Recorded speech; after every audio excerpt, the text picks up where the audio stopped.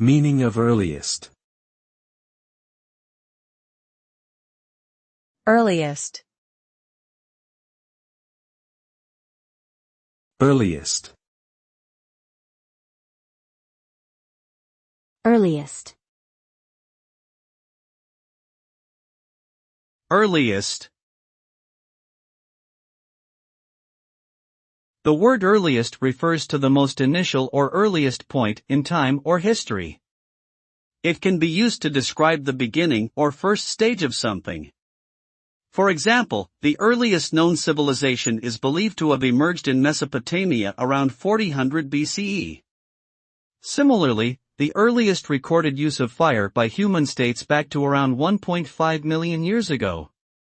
In essence, the term earliest refers to the earliest or most primitive stage of a particular phenomenon, event, or historical period, providing insight into how things originated and developed over time.